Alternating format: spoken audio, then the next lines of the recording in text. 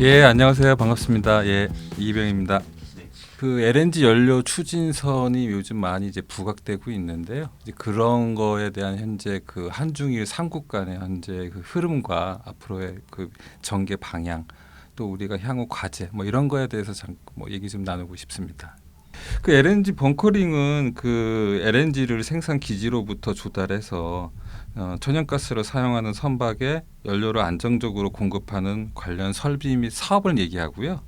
이렇게 벙커링 할 수 있는 방법은 크게 세 가지가 있습니다. 그래서 탱크로니 투십과 터미널 투십, 쉽 투십 세 가지 방식이 있는데요.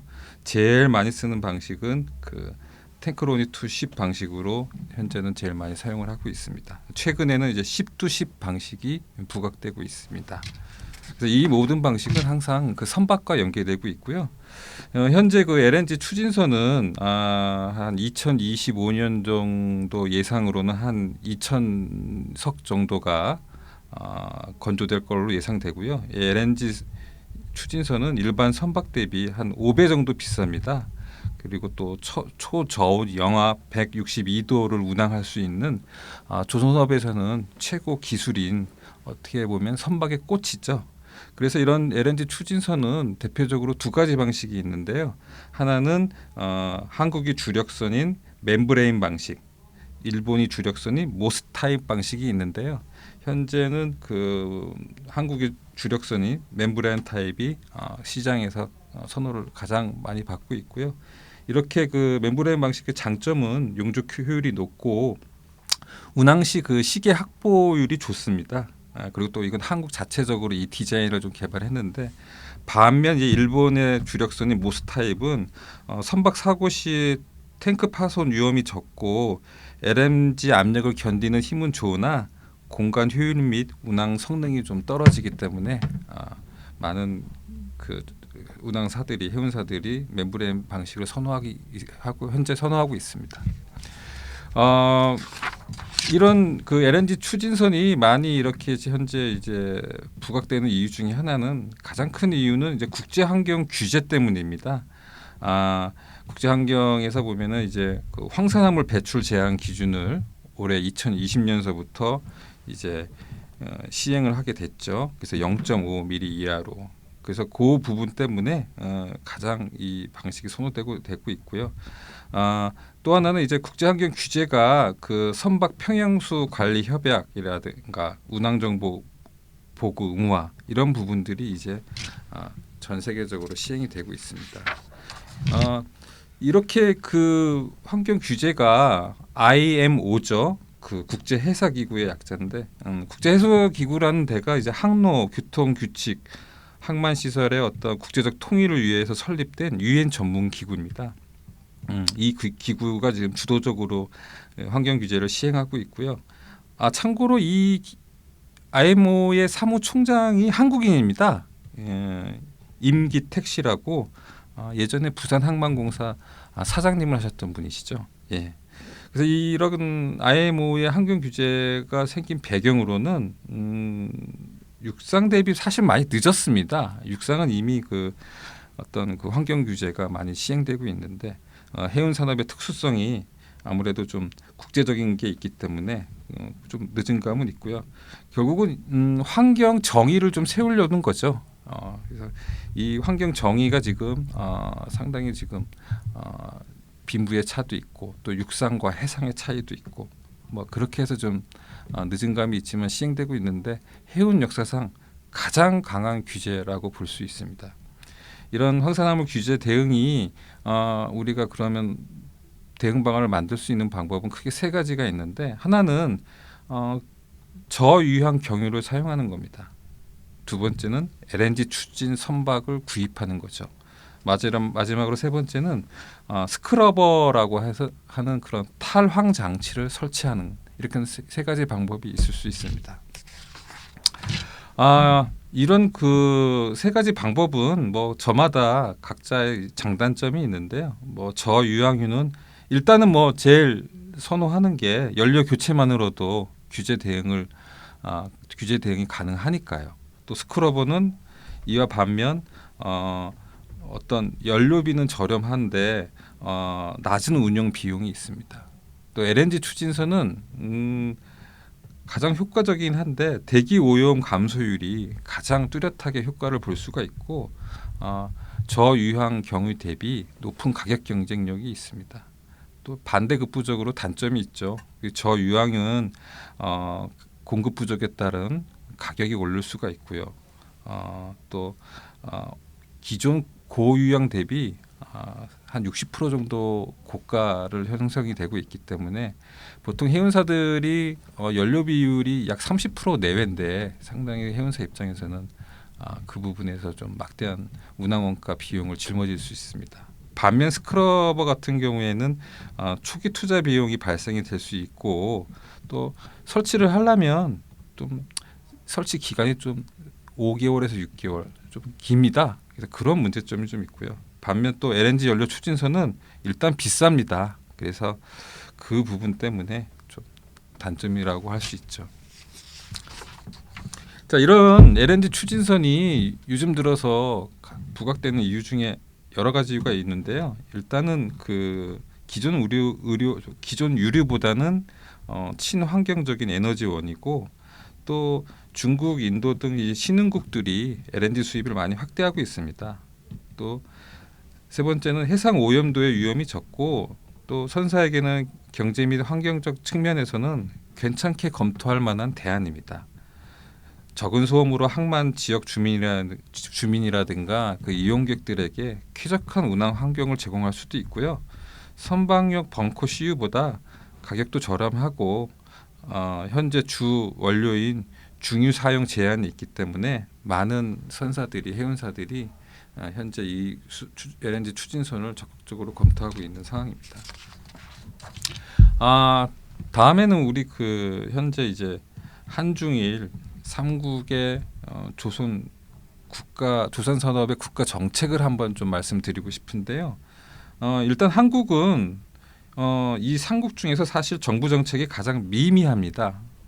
현 정부 출범 이후 한국해양진흥공사를 설립해서 전략을 좀 제시하고 있는데 늦은 감이 있습니다만 어찌됐든 고무적이긴 한데 우리나라 그 조선 사업이 산업은행이라든가 이런 수출입은행 이런 국책금융 중심으로 이루어지다 보니까 민간 부분 대비 선박금융 대출 자체가 좀 저조합니다.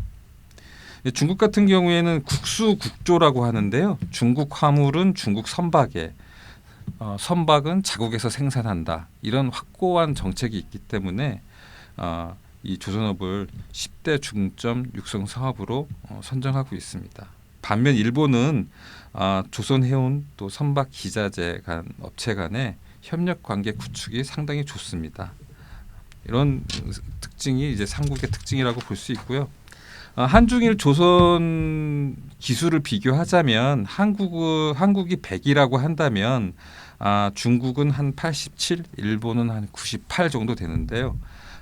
전체적으로 보면은 한국이 좀 잘하는 것 중에 하나는 R&D 능력이라든가 설계 능력 같은 경우는 좀 괜찮습니다. 반면 좀 한국 같은 경우에는 중형 조선소들이 좀 미흡하고 조선 산업 자체 간의 각자 도생으로 사는 방식이 강하기 때문에 좀 클러스터 조성이 좀 안 된다는 게 그런 게 가장 좀 문제점인 것 같습니다. 반면 중국 같은 경우에는 연구개발이나 설계는 좀 분업화돼서 그거를 좀 비용적으로 따지면 효율적이긴 하나 기본적으로 전체적인 기술력은 좀 낮습니다. 반면 일본 같은 경우에는 전통적인 기술 강국으로서 설계 표준화라든가 기자재 연관돼서 이런 부분들은 좀 잘 돼 있는데 인력 부족이라든가 선주의 어떤 그 요구하는 니즈를 잘 충족시키지 못하는 대응력이 좀 떨어진다고 볼 수 있습니다. 이런 한중일 그 중국과 일본의 LNG 추진선의 그 특징을 지금 다시 하나 좀 더 추가적으로 말씀드리자면 중국은 이미 내륙 운항 선박의 10%를 LNG 추진선으로 전환을 해버렸습니다. 그래서 그와 관련돼서 항만 및 선박 관련한 그 환경오염 방지법을 통한 활성화를 지금 추진하고 있고요. 일본 같은 경우에는 지금 아시아 최초로 벙커링 지침을 제정했습니다. 그래서 그걸 통해서 컨테이너선 등 각종 다양한 선박의 벙커링 운영 서비스를 우리보다 앞서 시행하고 있습니다.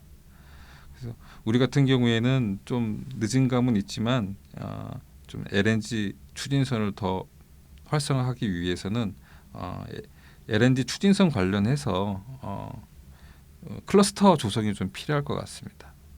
또한 그 인근 해역을 배출가스 규제 통제 수역으로 설정을 해서 환경 보호에 대처를 해야 될 것 같고요.